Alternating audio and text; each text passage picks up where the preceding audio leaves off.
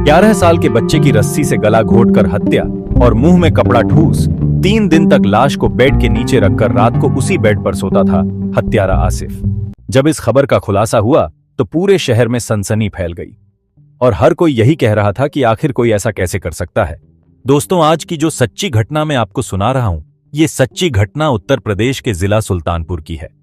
सुल्तानपुर जिले के शहर के गांधीनगर मोहल्ले में सोमवार रात आसिफ ने 5 लाख की फिरौती के लिए अपने ही पड़ोसी व्यापारी शकील के बेटे उसामा को अगवा कर लिया। उसी रात उसकी रस्सी से गला घोंटकर हत्या कर दी।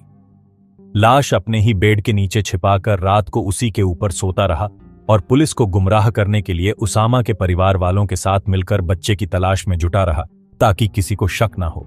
गांधीनगर निवासी उसामा के पिता शकील अहमद का शाहगंज चौकी के पास डोना पत्तल का कारोबार है। उनका बेटा मोहम्मद उसामा 11 साल का था। 25 नवंबर रात करीब 8 बजे घर से बारात देखने निकला और फिर लौटकर नहीं आया। जब उसामा काफी देर रात तक लौटकर नहीं आया तो उसके परिवार वालों ने पहले उसे सभी जगह तलाश किया, लेकिन वह कहीं नहीं मिला। फिर उसके परिवार वालों ने कोतवाली में गुमशुदगी की रिपोर्ट दर्ज कराई। फिर अगले दिन मंगलवार को अलग अलग नंबरों से उसामा के परिवार वालों को कॉल करके 5 लाख रुपए की फिरौती मांगी गई। इसकी खबर उसामा के परिवार वालों ने पुलिस को दी। पुलिस ने सभी नंबरों को सर्विलांस पर लगाया।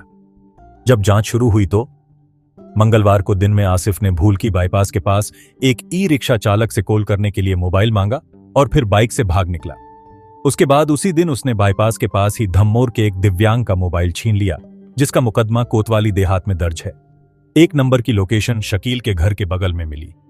आसपास के घरों की जांच के बाद पुलिस ने शकील के मकान के ठीक सामने रहने वाले आसिफ के घर की तलाशी ली, जहां उसके बेड के नीचे उसामा की लाश मिली। उसके हाथ पैर रस्सी से बंधे थे, मुंह में कपड़ा ठुसा हुआ था। दोस्तों, आखिर आसिफ ने इतनी खौफनाक घटना को क्यों अंजाम दिया, ये जानकर आपके होश उड़ जाएंगे।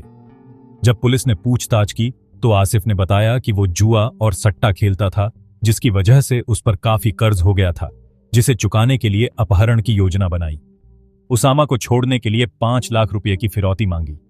बात 3,74,000 रुपए में बन भी गई थी।